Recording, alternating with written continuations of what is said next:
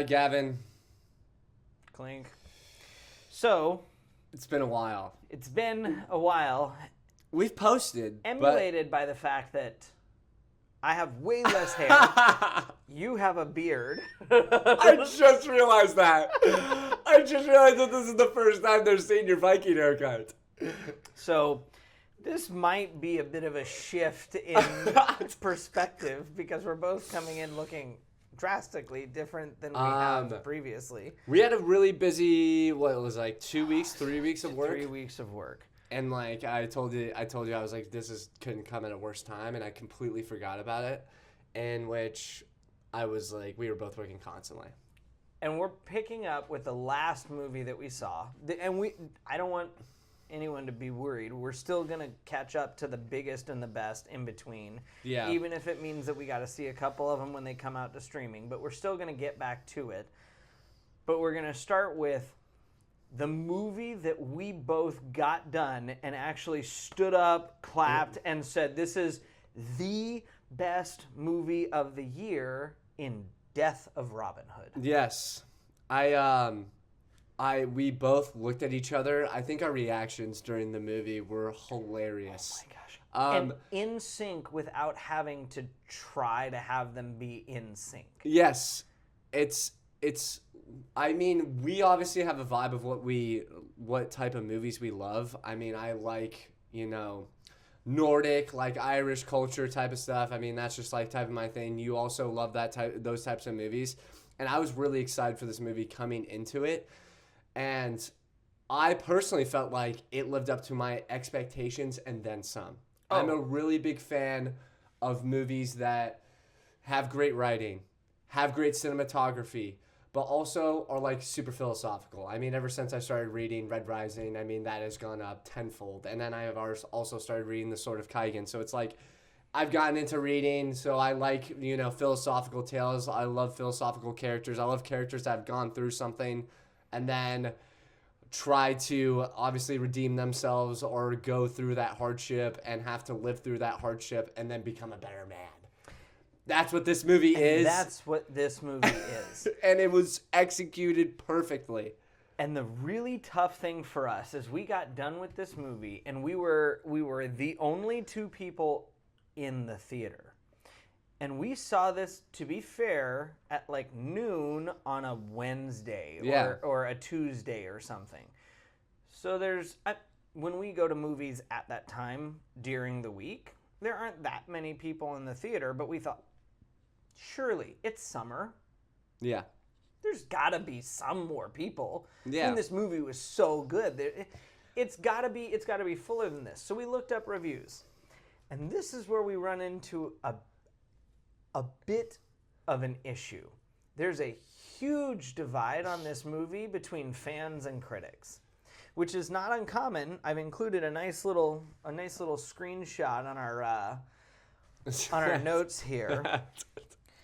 Because there have been other huge divides recently between critics and fans. Public opinion. Young Washington, 92% by fan score, 60% by critics. 89 for a critic score on Minions, but only 75 from fans. Yeah. Which, that's an easy win if the movie's good. Yeah. I told you I saw it. We'll talk about it another time. It wasn't. Of all the movies I'd expect you to like, I don't think Minions is up there for like one of them. Right. Moana, 32% by critics. Shockingly low. Audience, 90. Yeah. And Death of Robin Hood ended at a 61% with an audience score of, I think, 89.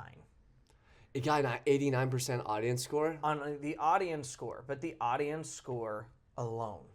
That's and it's crazy to me because we literally, the movie attendant came into the theater to clean up, which we didn't get food or anything, so there was nothing for him to clean up. We were just marveling at the sound, at the credits, at the final dialogue, which we'll get to. Oh my God. And he goes, "Oh, what is this movie?"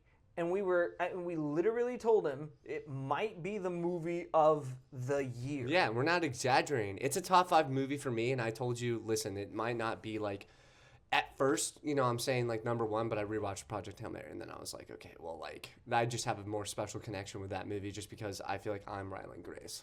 But, I know you're trying to grow the little beard and everything. That's a thing. I freaking have a beard now. It's like. That's great. But.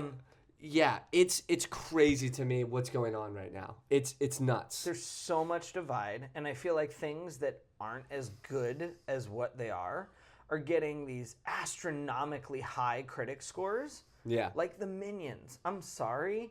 The Minions deserves more of a, I'm not going to say like a 50 because it's not that bad of a movie, but it definitely deserves to be more in the 60s and 70s. And it's designed for the very young kids. It's not designed to be a cinematic masterpiece. From a critic standpoint, this is not something you come back and look at and go like, wow, cinematic masterpiece. Yeah. Same thing with Moana. It may not have been the cinematic masterpiece that you wanted it to be, but I guarantee you it's not so bad. It's a 32%. Like, and Death of Robin Hood was not Taron Egerton's Robin Hood with Jamie Foxx, where he's running around killing people and it's action flying the whole time. But this movie had so much good in it, and it had action, which we'll get into. Yes. And it had so much philosophy and goodness, and the dialogue was so amazing that you can't... I defy people to look at this movie and be like, oh, it was just like a so-so 60% kind of There's a movie. no chance. There really isn't.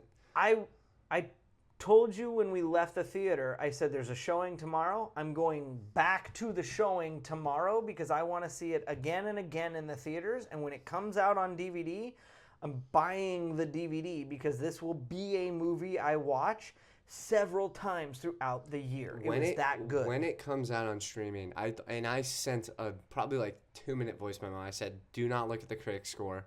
You need to just go in and watch this movie. And we'll get into Hugh Jackman's performances later, but I don't understand where critics are coming from, where it's like, for me, if I was a critic, the Hugh Jackman performance alone, I'd give this an 80%. I don't understand where they're coming from, where it's like, how can you feel like it's boring when he gives possibly, in my opinion, one of the best performances of the year? I mean, it's insane. It's up.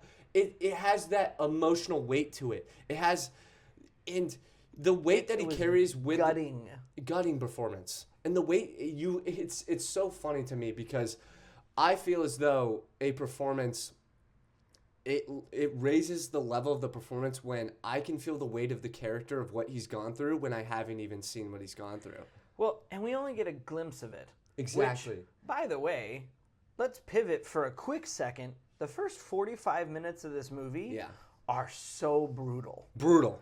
I mean, so when you talk about an A24 film, you talk about things that are a bit uncomfortable and things that kind of push the envelope a little. And when they said, well, we're going to do a Robin Hood movie, I remember us sitting down and having a conversation going, I don't know what they're going to show or what they're going to do, but we might have to dance around talking about some stuff a little, which thankfully for this movie, we don't have to. Yes.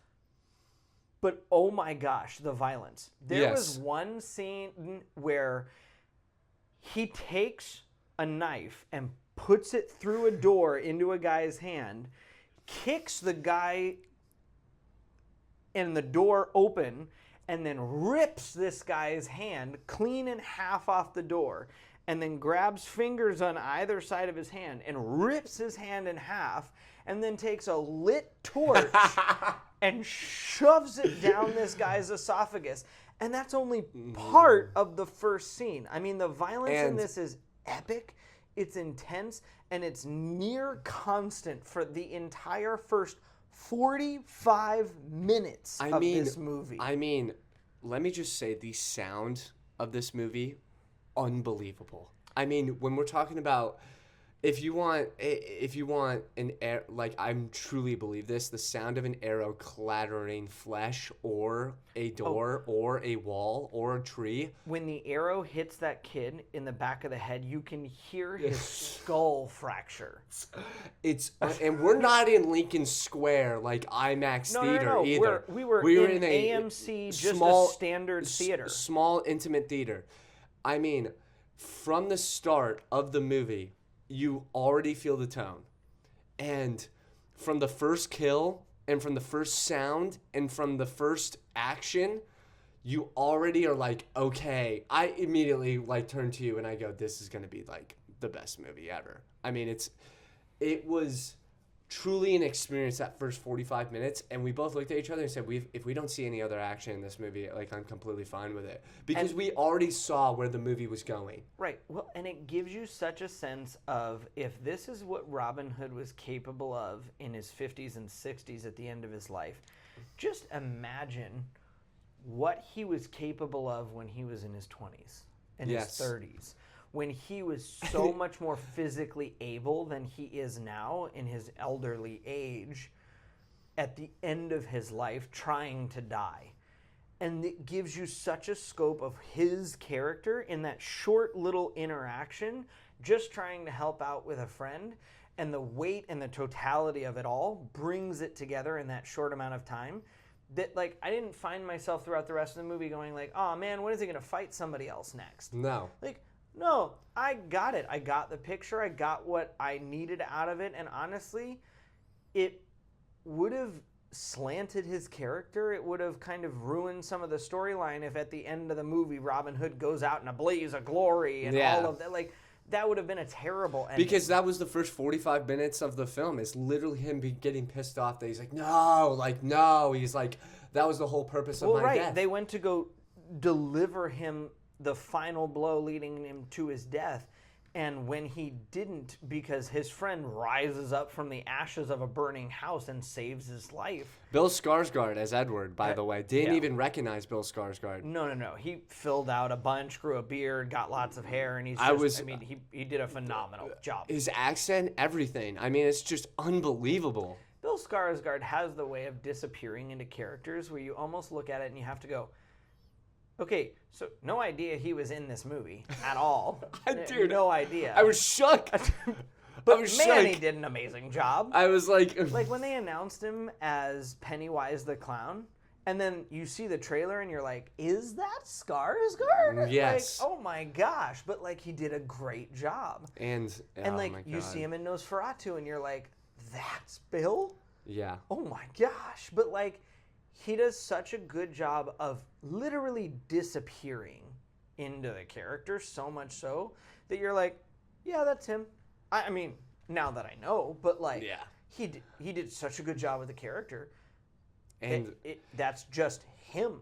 And we'll get into it later, but I truly, this is my like opinion, but like we talked about it as well, like the side characters, even every single person in this movie not only gives a great performance, but the writing, it carries it so much to where it doesn't matter how small their part is in the film, it carries weight with you no matter what. My favorite example of this is the leper. Yes. The leper is the most throwaway character in the whole film. I mean, I remember us walking back to the car and we were like, okay, so in this film, the most throwaway character is the leper. You don't have anybody who's more of a throwaway character than the leper. Yeah. Because he's nothing. He attends the orchards and the farm and like he's sick. You could have this guy do nothing and it wouldn't matter. And he shows up on the beachhead to a broken down Robin Hood who's still walking around with crutches and has this kind of mildly amusing interaction with him and makes fun of him a little. And you go, okay, that's not that bad. And then as the story goes, he makes him memorize the trees in the orchard. He encourages him in his relationship with little Margaret. Yes. He continues to build up his character into this changed man, and then on his deathbed delivers him the news that he is the person who brutalized his family, cut off his ear, and said they would never eat or share the same table or share a friendship on his deathbed after they've spent the last several months of recovery, rehab, friendship, eating, To Robin and Hood. kindness together. He and Robin Hood, as Robin Hood's there, emotion-filled at his deathbed. And I went, you just made a whole huge story out of the easiest to throw away nothing character in this entire film. Like, if he just died and you were like, oh, so the orchard thing was kind of cool and it played into Robin Hood's rehabilitation, like, that still would have been enough story for me. It would have. But no, you connect this all the way back to Robin Hood's past and you create a line of true redemption from it, and you bring about this entire, emotion-filled storyline and shove it in my face to the point where we're both emotional in the theater.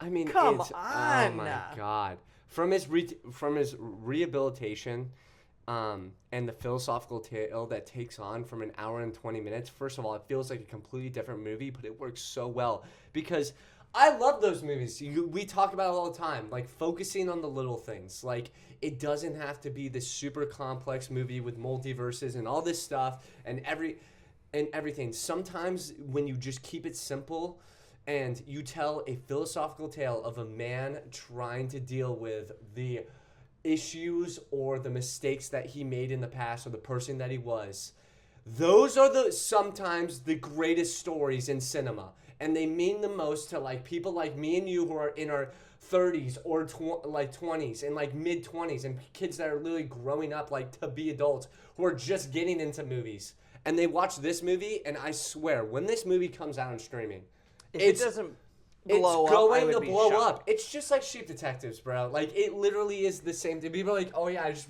wanted to go into it watching Sheep Detectives. And then it becomes an emotional tale that they're never going to forget. And the social media reactions to Sheep It's Detectives so funny. are It's so funny. Like, the fact that we did that review and got it out on time to be like, by the way, Sheep Detectives rocks, actually brings top me 10. so much joy, because I'm like, we called it. We called it. But it just goes into, like, going down the cast list for a second. Hugh Jackman has had back-to-back bangers with Sheep Detectives and this movie. Death of Robin Hood. Last year, he had Song Sung Blue, which was another hidden gem. Yeah. He's turned in amazing performances. Bill Skarsgård has had... there's so many movies, but Nosferatu, Dead Man's Wire, Obviously Pennywise. Stephen King's It as Pennywise, and now John Wick. John Wick. You have Noah Yuppe, who is in Hamnet, The Magician's Elephant, A Quiet Place 2, becoming a huge actor on his own. Also, by the way, the youngest brother of the family that came after them at the beginning of the movie, who Robin Hood shares... I'm sorry, we're going to have to stop doing the actor list. This moment in the movie is Robin Hood's defining moment as a character, and it's the moment that swings him into the changed man that he is. He sits down on the beach with him, claiming that his family's waiting for him on the other shoreline, and stares across at him, and he goes, I don't see anybody here. And he goes, let's sit down and wait a minute. And then after about 30 seconds, looks over at him and goes, all right, here's the deal. I've killed so many people, men, women, children, I've stopped counting. So killing you would mean nothing to me. Just lays it bare. Just lays it bare. Just like a father talking to a son. Just ready for discipline, and it will mean nothing to me to literally destroy you on this beachhead in front of nobody. I'll throw you back in the ocean, and I don't care. Or... I'm going to let you experience something that none of my enemies have ever experienced before, because death begets death, begets death, begets death. Go home. And nothing happened. Hugh Jackman and Noah Yuppe are sitting on the beach. Dude. Next to a boat and water. And that's the whole scene. I'm tearing up in that scene. And I'm just like, this is one of the greatest performances I've ever seen. It's so engrossing. everything about it is just locked me in the entire time. And Noah Yupe's acting is incredible. He does such a great job. Hugh Jackman does an amazing job. And it's the simplest thing in that movie, and it's also one of my favorite scenes from the whole movie. Yeah. That movie, that scene sticks with me. And there's so many little scenes that stick with you in this movie. I mean, for one, Comer, oh my god, I just want to say her name correctly. Jodie Comer. Yeah, okay. Jodie Comer and Hugh Jackman's relationship, Robin Hood's relationship, and the sister are truly, it's unbelievable of how much in the philosophical in the second half of the movie, it's the favorite part. It's my favorite part of the whole entire movie. Conversations. Yes. Their dialogue is so back and forth, and everything about it is just, it's almost like a song the way they dance back and forth around everything, and not much is even said.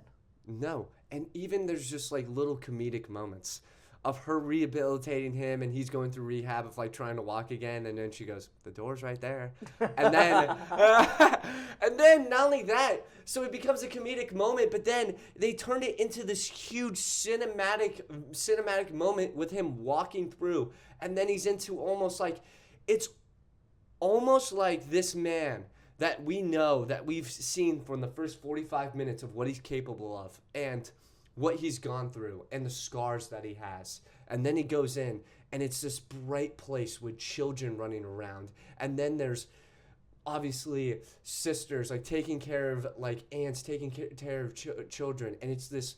And there's this beautiful beachhead and nature and sunlight and this beautiful castle, and it's almost heavenly. Yes.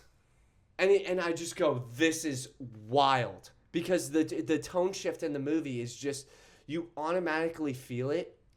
And then when Edward's daughter comes into the fold, I mean, this actress is unbelievable. Not only that, but even the first moment. So the entire first 45 minutes is mostly in the dark or in gray and not a lot of color and everything else. And every time you see Edward's daughter, her hair is dark. But he has an interaction with Edward where he describes his wife as having hair as red as blood. And Hugh Jackman, Robin Hood, goes, "No, not blood, something good." And he goes, "Hair as red as the setting sun." And then, you know, we see the daughter who survives the attack and everything else, and she runs off with the father. And then as soon as little Margaret shows up, the first time we see her, her hair is blood red. Blood red. Or as red as the setting sun. Yes. And she comes up and she just wraps her arms around Hugh Jackman and she goes, "Father's dead." It's heartbreaking and gut-wrenching. And like you said, every moment from that point forward, Faith Delaney delivers a masterful performance. And listen, and she's not new to the industry, by the way. I'm a little surprised because we should have seen her from other things. She was in Hamnet. We should have seen her in Hamnet, and we both admitted we actually have to review that. We have to review that soon. It's a movie we need to see, so we're both gonna watch it because we're way behind, and we're not doing our part. It's not good. We're behind. We're sorry. But she was in that. She was in Wicked for Good. I'm shocked that I don't know her from Wicked for Good. Even after hearing she was in Wicked for Good, I don't know where she is in it. I don't. But she's credited for a movie credit in it. And she was in The Tower, which is a Stephen King epic TV show. She's not new to the industry. But her performance alongside Hugh Jackman and Jodie Comer, oh my, she holds her ground next to these unbelievably good actors. And both you and I walked out and went, so like when you talk about, what's the kid's name from that Tom Holland wants to play the next Spider-Man? You know who I'm talking about. He won an Oscar. Oh yeah, from Adolescence. From Adolescence. I don't know his name. But But so you know I who know I'm what talking about. Yes. 16-year-old adolescents. This is the kind of performance that you talk about and you go, okay, She's next. everybody did good. She's that next kind Yes. of performance because she turned in such a good performance in this film that you look at and you go, pay attention to what she's doing next in cinema. Yeah. Because her acting chops are so good. She's so talented. She's going to be acting alongside him with similar acting performances. She's going to be so good in this industry with performances that just blow other people straight off the screen. Yeah, no, I totally agree. I mean, and another thing I want to pretty much, when we were raving about the movie and we were kind of explaining it to one of the people at AMC, and then he goes, oh, it's just Logan. And then, I mean, okay, for one, I get it. I understand, you know, I could see the comparison, but here's my point. Okay, Logan's one of the best superhero movies I've ever seen. All right? And guess what? If they took any comparison and they paid any homage to that movie, thank you. Thank you for that. Because guess what? I would love to see more directors do that. If they want to pay homage to it and they want to make it similar to other pieces of work that have worked in cinema, by all means, go for it. But in no way is this, you could just say, oh, it's Hugh Jackman with a little acting with a little girl. Oh my God. Then it's Logan. It's like, stop. We've talked about Noah Yupe's good performance. Great performance. We've talked about Bill Skarsgård's great performance. We've talked about Jodie Comer's great performance. We've talked about Faith Delaney's great performance. The other thing that made Logan what it was the fact that it was Hugh Jackman's best performance as Wolverine. That's the thing that made Logan iconic, was you looked at it and you went, out of every time that Hugh Jackman's ever portrayed Wolverine, you can set this aside as one of his best performances as the character, period. Period. It's like the best ending to it, one of the best endings to a superhero ever. I know people didn't get to see Hugh Jackman running around robbing the rich. Yeah. You got to see 45 minutes of it. But this performance of Hugh Jackman as the broken Robin Hood at the end of his life, I kind of look at and I go, I don't know who you get a better performance out of than Hugh Jackman in this role. We talked about it after the movie. Who do you even get to come in other than Hugh Jackman that you think touches this performance in any way? No one. No one. Nobody. It's one-on-one. I couldn't think of anybody off the top of my head that I went, maybe he could come close. No. No. Hugh Jackman carries this movie, and that's not detracting from any of the many other actors that we have described in this movie as doing an amazing job. But he turns in such an amazing performance that I looked at it and I went, you could probably throw in a couple of other actors here and there throughout the cast, and it still would have been a great movie. But if you replace Hugh Jackman in this movie, it might suck. Yeah.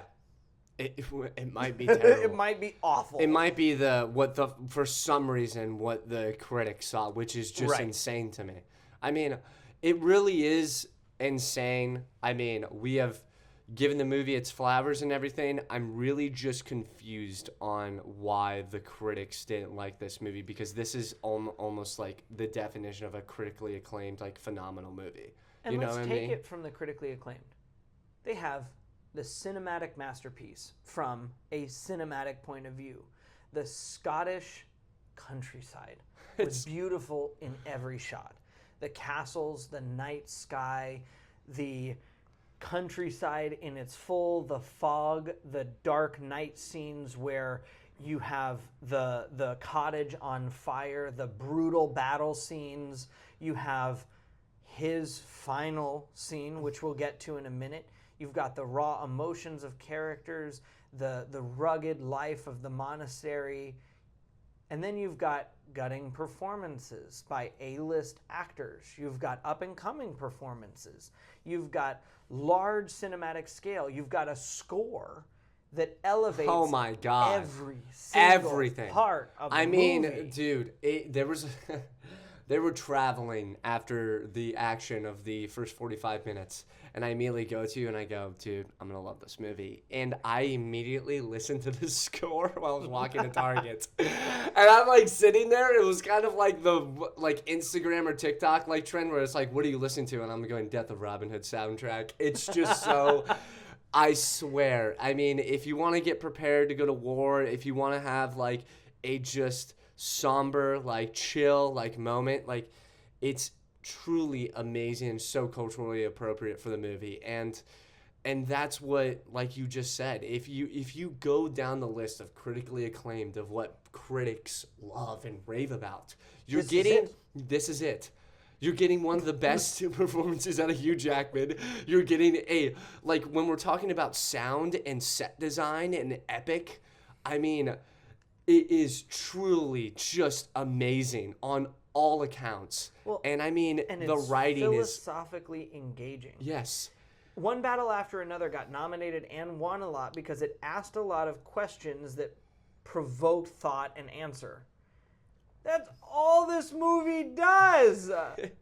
It's it. That's the whole second hour and a half of the movie. It's truly, I'm not kidding. When my kid turns 16, Sit down, watch this, champ. Sit down, watch this, champ, and learn about life and your hardship. If you think your life is hard, watch this. Right. And it's, I just don't, I truly don't understand, and I want to ask the questions of a critic, and I want to sit down with them and be like, what did you see? I want to I don't understand. This isn't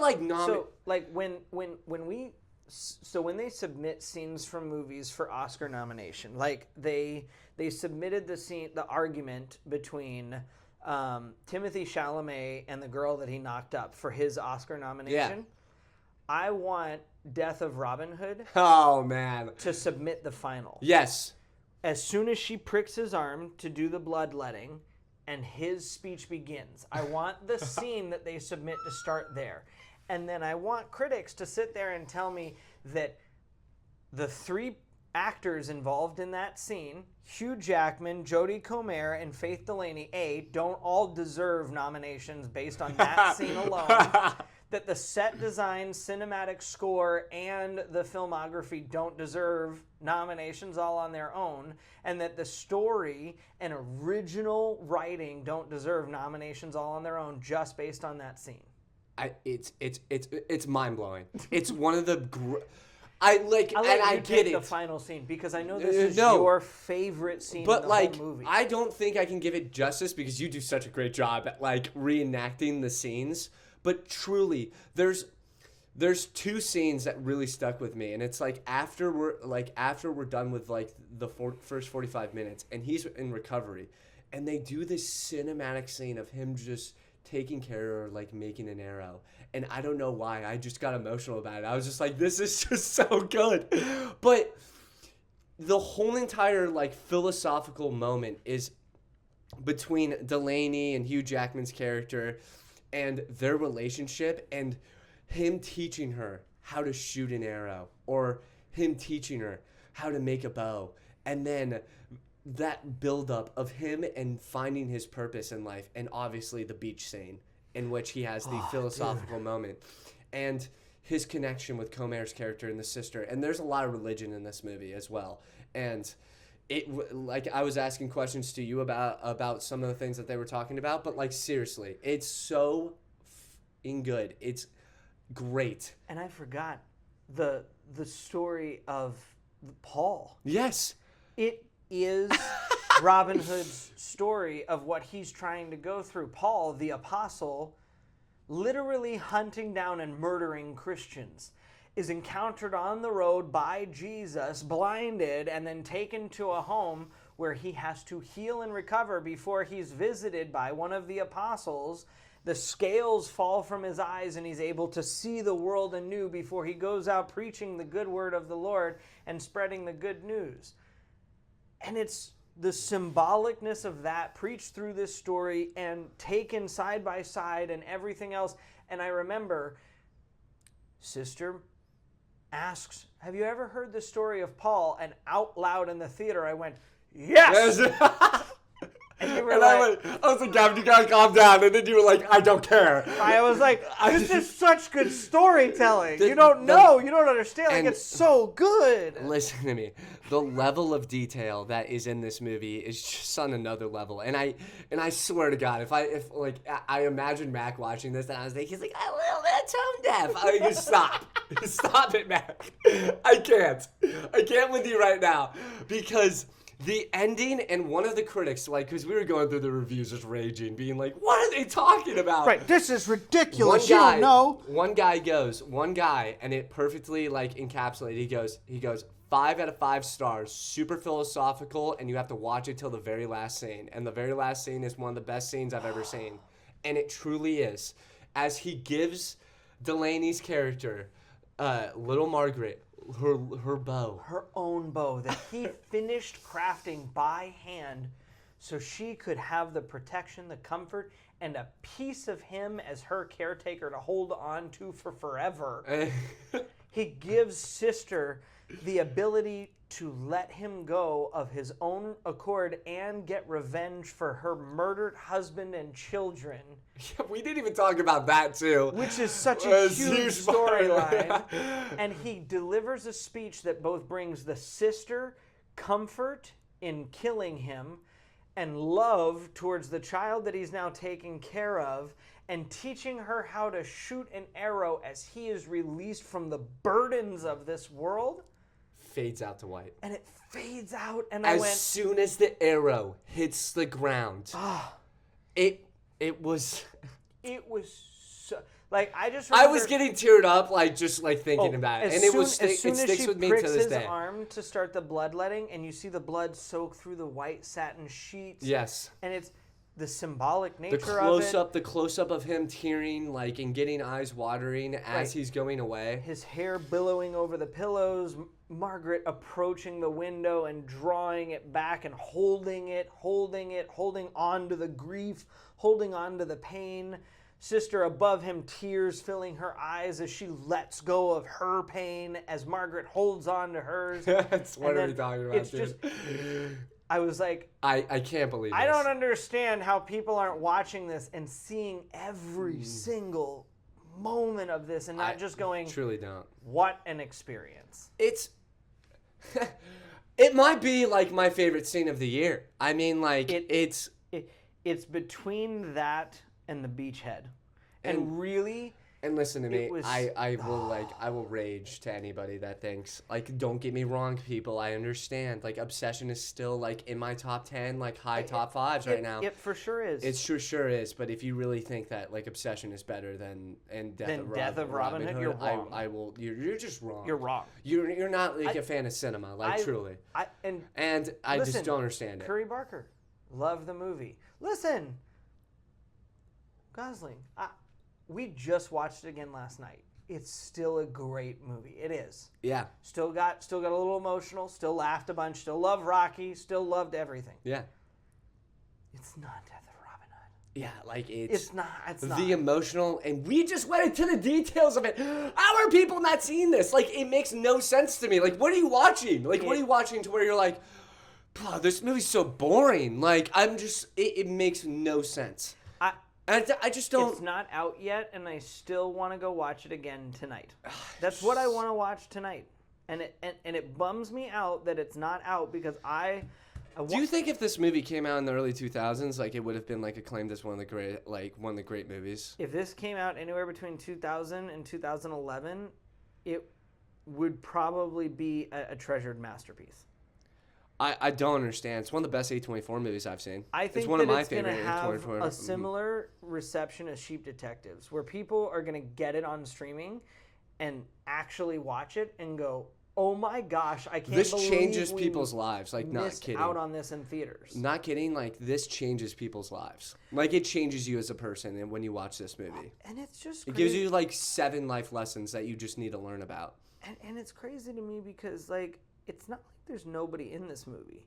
It's Hugh Jackman, Noah Yupe are not small actors. Yeah. Bill Skarsgård's not a small actor. Like, these are well-known household names. Like, they get around.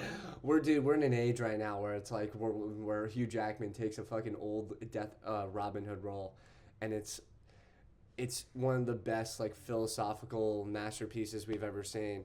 And not only that, it still has like one of the best action sequences I've seen from like olden time.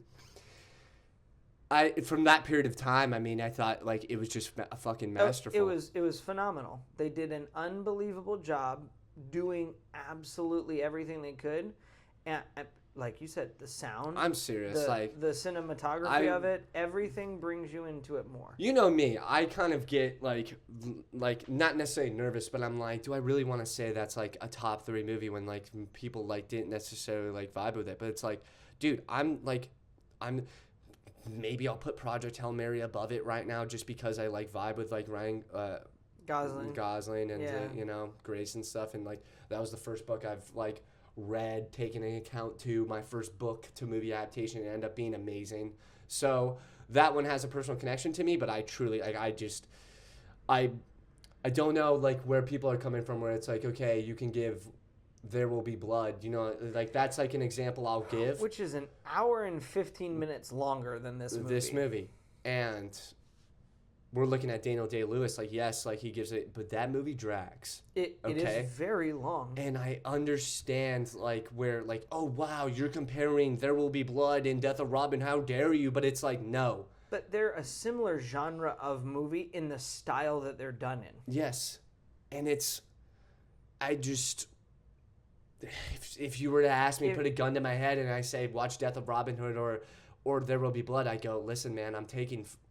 I would take Death of Robin Hood too, and that doesn't mean that There Will Be Blood's a bad movie. No, but I'm putting it on the scale of that movie. I'm serious. Right, I would do. I'm not afraid to say that, no. And I'll go bar for bar with you.